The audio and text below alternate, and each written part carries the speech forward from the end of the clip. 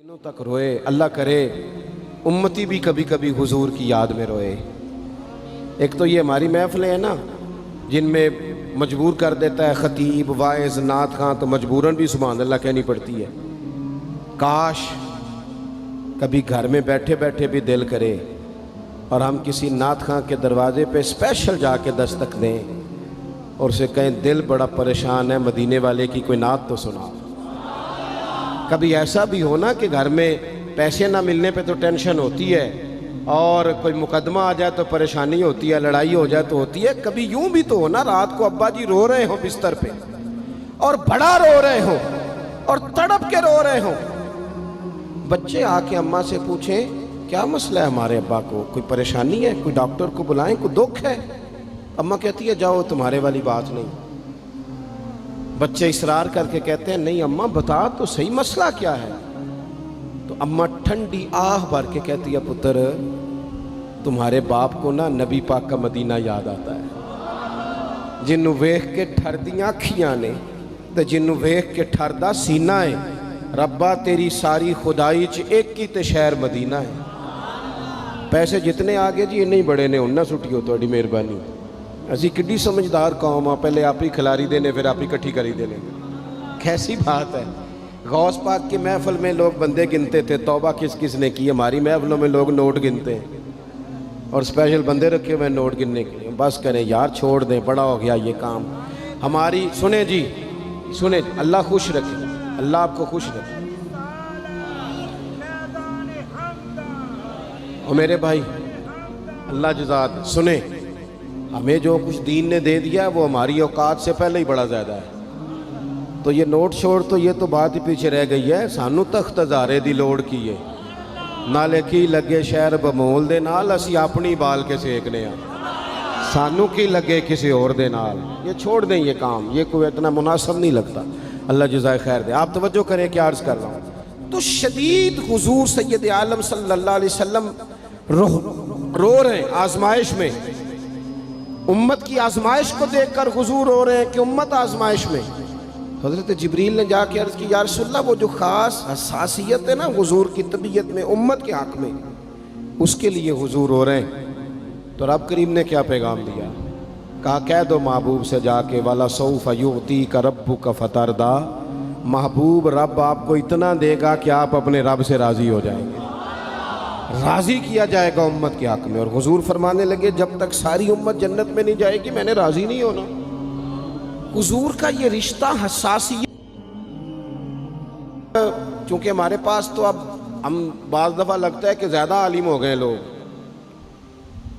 तो हमारी दीवारों पर ना स्कूलों की दीवारों पर अंग्रेज़ों के कौल भी अब लिखे हुए हैं।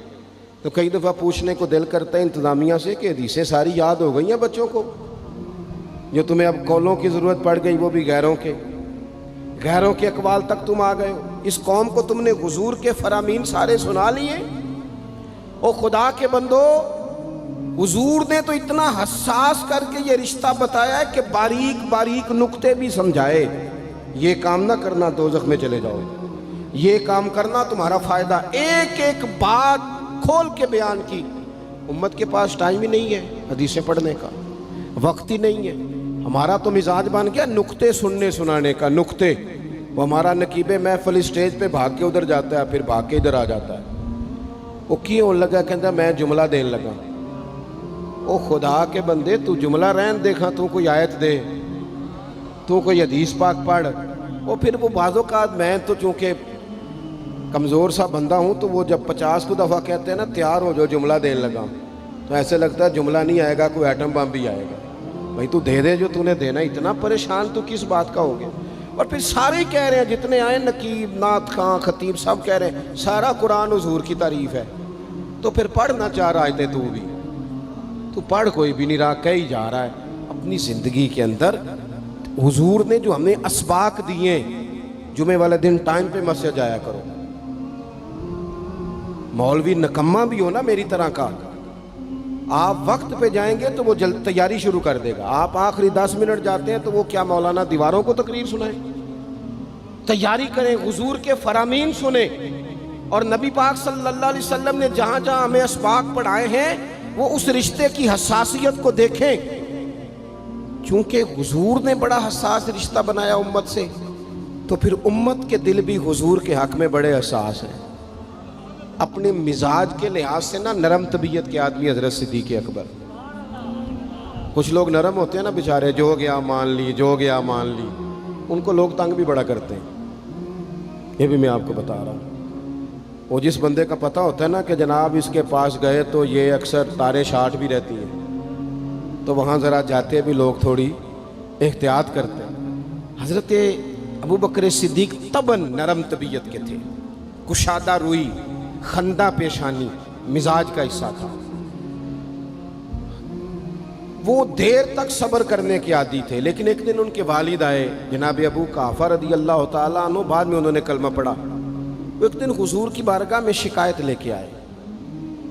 اب کسی اس بندے کی شکایت آ جائے نا جس کی توقع نہ ہو، جس سے توقع نہ ہو، کسی نے کہا تھا نا کہ تجھ سے شکوہ نہیں بے وفائی کا، پر تجھ سے امید بے تحاشا تھی۔